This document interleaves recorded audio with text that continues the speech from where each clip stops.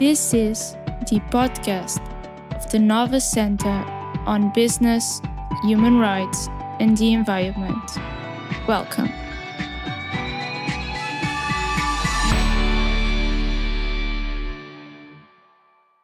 Welcome to a new episode of the Nova Center on Business, Human Rights, and the Environment. My name is Claudia Baptista, and I will be the research associate conducting this month's podcast episode in conversation with Dr. Jonathan Kolieb, a senior lecturer in law in the Graduate School of Businesses and Law, as well as the co-director of the Business and Human Rights Center at the Royal Melbourne Institute of Technology, University. Today, we will be discussing the complex realm where corporate interests and conflict dynamics collide. It's often said that businesses are not neutral actors in the theater of global affairs, and today we're unpacking the profound impacts they can have on the very fabric of conflict.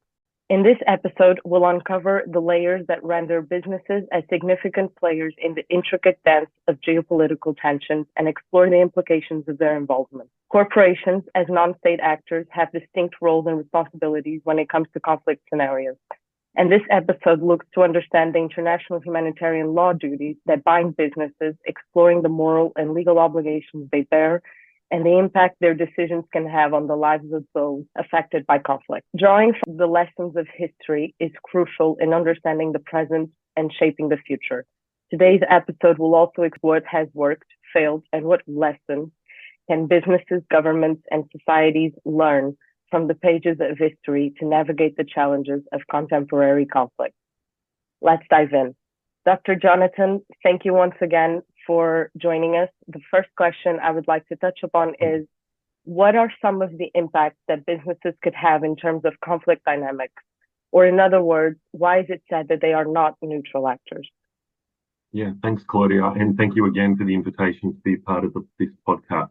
In terms of the impacts of businesses on conflict dynamics, take a step back and ponder what are the impacts of business in everyday life, in non-conflict situations.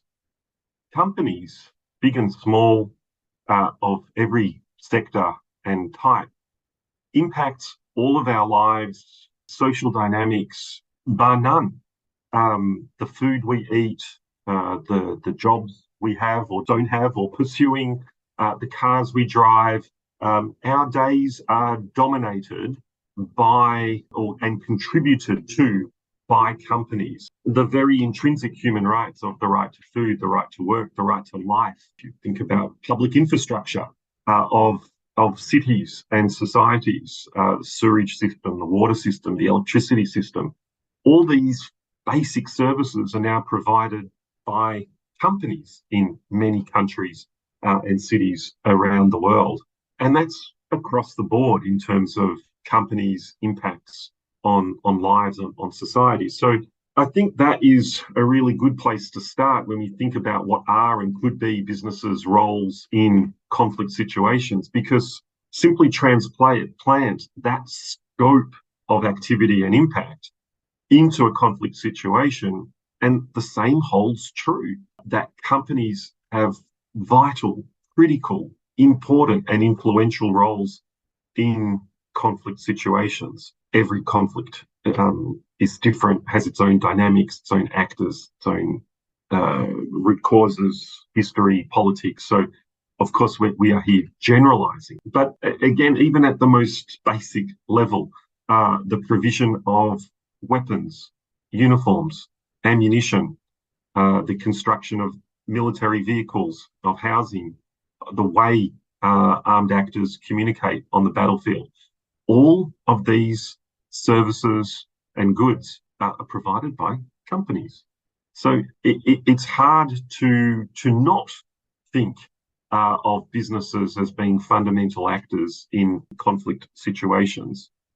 Beyond that, those direct involvement, if you will, with armed actors in conflict situations, all the same impacts that companies have in peaceful societies, again, such as provision of food, provision of employment, provision of basic services, facilities to communicate, to transport, to enjoy life as well, all exist or not in conflict situations. All are dependent on companies still in those conflict situations. And so one of the things that I and others have been banging on about is that we often, in the history of international relations, in the history of peace building, we've often left that important work and the engagement with conflict resolution and conflict transformation to government and non-governmental actors, civil society actors. But really, we need to be thinking about what are businesses' roles and contributions in the conflict,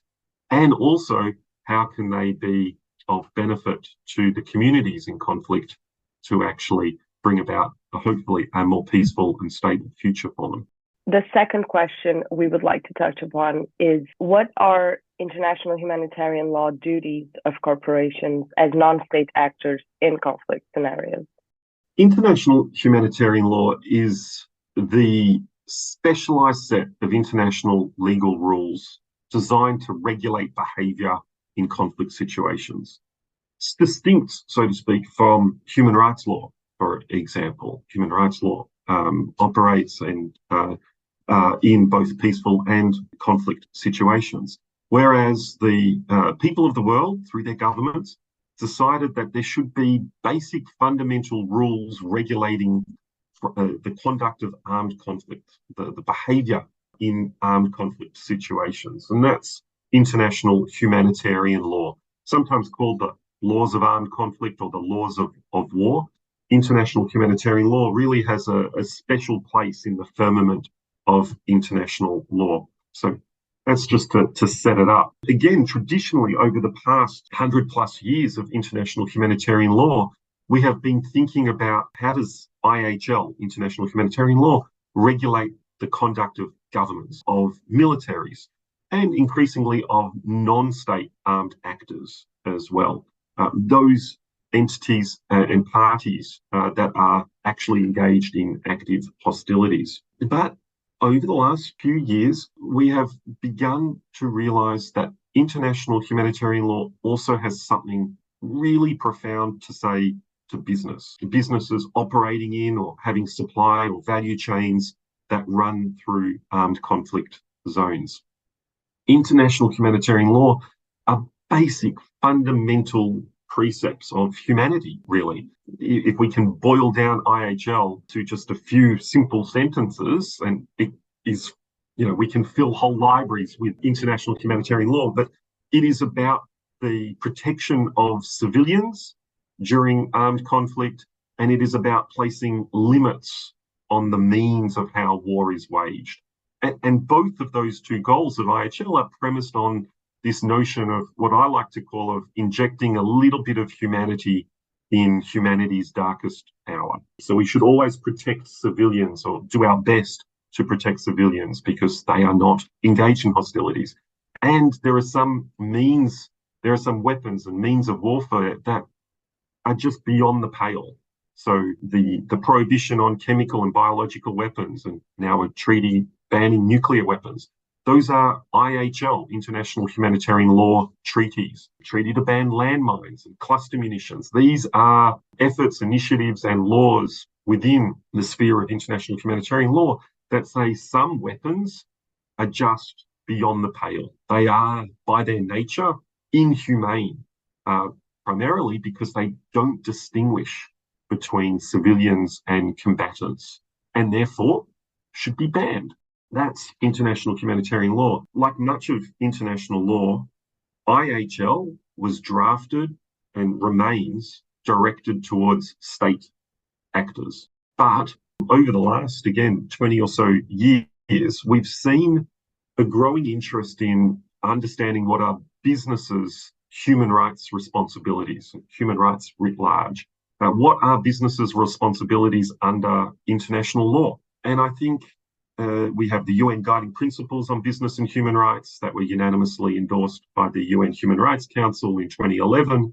That actually asks for us to pay particular attention on conflict-affected areas, because it is in those areas where the most egregious human rights abuses occur.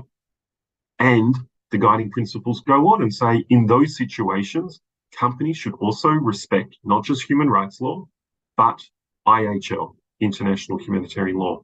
And that's when it comes into its own. So we're in the process of trying to figure out exactly a more precise answer to your question, if I may go back to what are IHL's duties of companies in war zones. And to be honest, again, there is a bit of a disconnect with much of, international law. International law doesn't speak to businesses in a way that perhaps it could or should. It speaks to state actors.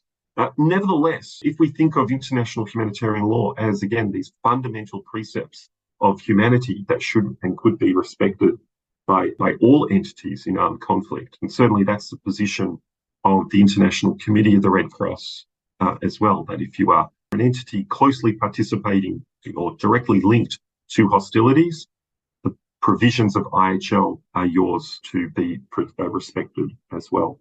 I take a slightly non-formalistic point of view, frankly, Claudia. I say that, again, go back to first principles. If IHL is a reflection of humanity, we shouldn't necessarily just be asking that formal law question, what are my legal obligations as a company in a conflict zone? But the larger question is, and this is, I think, in the same line as the UN guiding principles, if I as a company want to respect human rights, what does that mean in a conflict zone? And to me, that means that conversation needs to have not just human rights and IHL conversations. And IHL adds a whole lot of value in terms of guiding companies in conflict zones. So in terms of duties that you spoke of, again, it's not usually a word that I use to characterize companies' responsibilities because it does carry that formal legal notion of a legal duty. Companies should respect the fundamental provisions of international humanitarian law. They should not be involved in attacks on civilians. They should at all times try to be protective of civilians. Also, there are other provisions of international humanitarian law that they should be aware of too. For example, civilian assets should not be expropriated or destroyed. The confiscation of private property is a war crime of pillage. These are some of the IHL issues that could and do arise with companies operating in conflict-affected areas. And you might be thinking, well, what company is engaged in pillage or the targeting of civilians? Well, big message about IHL is that, firstly, there are accountability mechanisms out there. So under international criminal law and under domestic laws of many states, companies and their executives and their managers and their personnel can be held personally accountable for breaching international humanitarian law. And that's a really, really important message as well. Right now, as we're recording this, there is a court case in Stockholm, Sweden, where the former CEO and chairman of the board of a large multinational company called Lundin, they have been accused, along with their company, of complicity in war crimes in what was then southern Sudan. So that is both a message, an illustration of the accountability that could occur. That was a Swedish company, and Swedish authorities investigated, deemed that there was enough evidence of their involvement in the war crimes, and therefore they are being prosecuted. It's often the mechanism of complicity that companies need to be careful of. So most companies are not going to be engaging directly in war crimes or grave breaches of international humanitarian law, but they may get into a situation or a circumstance where they may be complicit, helping others commit IHL violations. For example, providing logistics, trucks, vehicles, helicopters, or allowing military personnel to use their company assets or sites to stage attacks that contravene IHL, for example, attacks on civilian populations. That would expose the company to allegations of being complicit in IHL violations. If I may get even more provocative and expand perhaps the scope, because there is a limited number of companies, predominantly often in extractives companies, that caught up in conflict dynamics. But recent wars, we've also seen even the questions around the involvement and participation of social media companies and media companies in the spread of disinformation, of misinformation, of censorship, of propaganda, also in the dehumanization of one side or another of an armed conflict. These are all really, really, really interesting ways that companies that you might not instantly think of as being involved in a conflict situation actually are and have really profound impact on conflict dynamics. And they too should be aware of international humanitarian law and avoid being directly or complicit in violations of international humanitarian law rules. It's not all take from IHL to business, right? Demands on business, they got to respect IHL, they got to respect. IHL in conflict situation is also of benefit to many companies because most companies out there are civilian in nature. And therefore, the IHL rules that we're asking them to respect actually protect them, protect their assets, protect their personnel. If they retain their civilian status, they shouldn't be targeted. Their property is private property, shouldn't be expropriated. These are important protections that international humanitarian law also provides to companies in conflict situations, and really well worth companies knowing about as they engage with armed groups and the governments on the ground as well. Important messages to convey. Now, touching a bit more on the non-legal side, as you were mentioning a bit earlier, what are some of the roles that corporations can play in supporting the implementation and enforcement of international humanitarian law?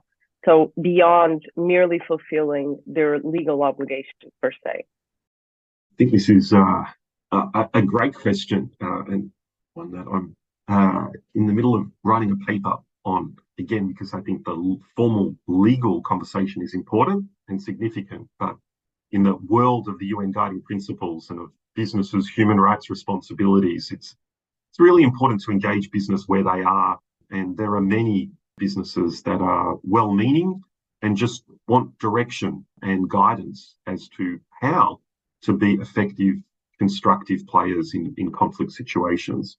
There are other elements of international humanitarian law that I think are really important to companies. So, for example, the provision of humanitarian assistance is part and parcel of international humanitarian law. IHL says that the provision of essential humanitarian services should not be impeded. Hospitals are given special protection and medical personnel are given special protection under international humanitarian law. Safe zones is a concept that is built into international humanitarian law, the establishment of safe zones, protected areas where civilians can flee for safety and be supposedly protected from hostilities. These are all facets of international humanitarian law that I urge companies that are involved in conflicts to turn their mind to, because it isn't just about doing no harm. Often companies can do some good. So aiding, supporting, facilitating these more humanitarian components of IHL, the provision of aid and assistance in very real terms can be greatly amplified by companies and their operations.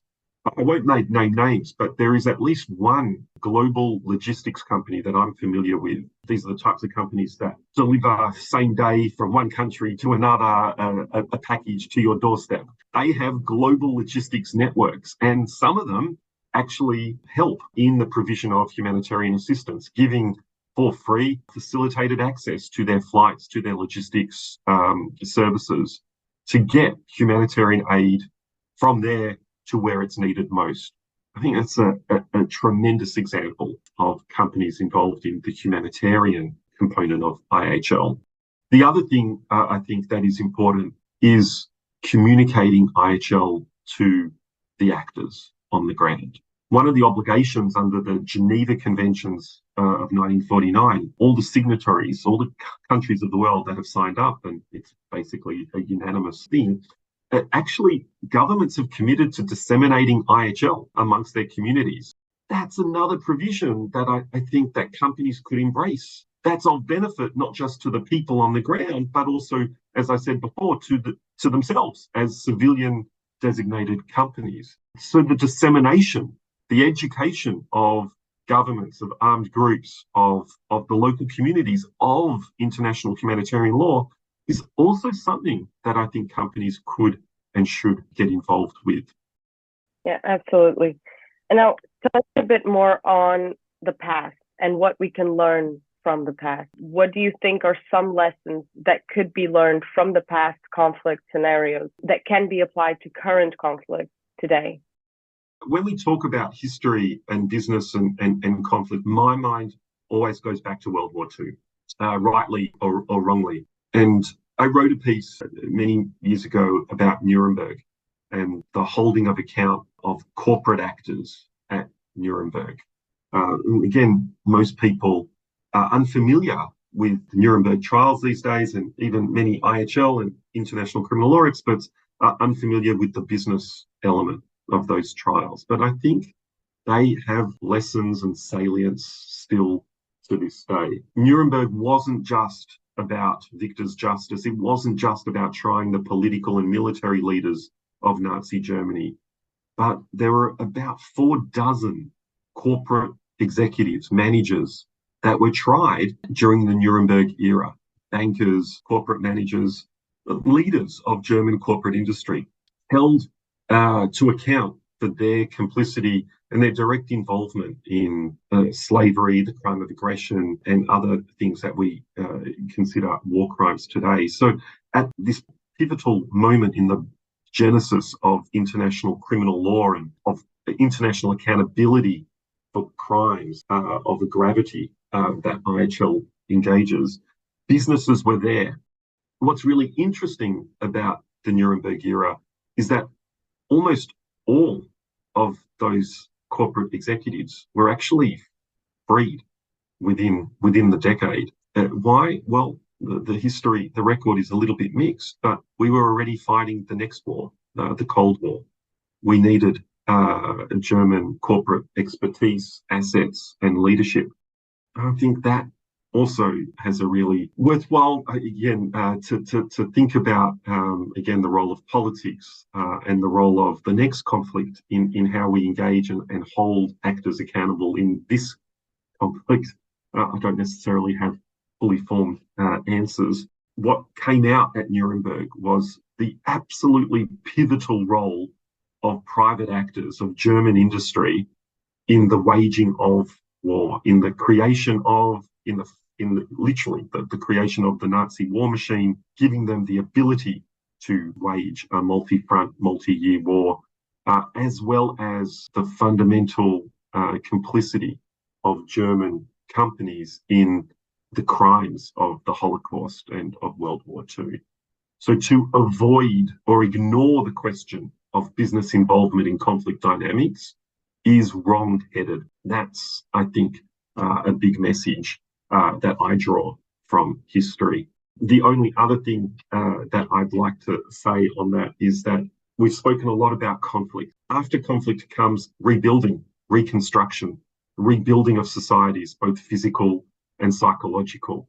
And there too, companies have a critical role. It's companies, as to circle back to where we started, that provide the means, the goods, the assets for the fulfillment of our basic rights, of infrastructure, of housing, of the provision of food, of employment.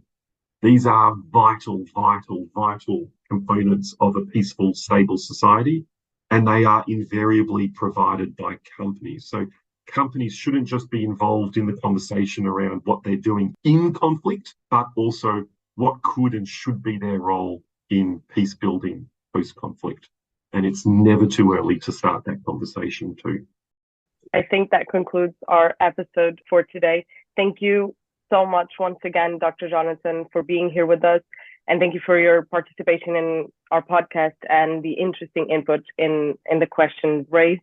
To our listeners, thank you for your time, and we hope to have you again next month. Goodbye.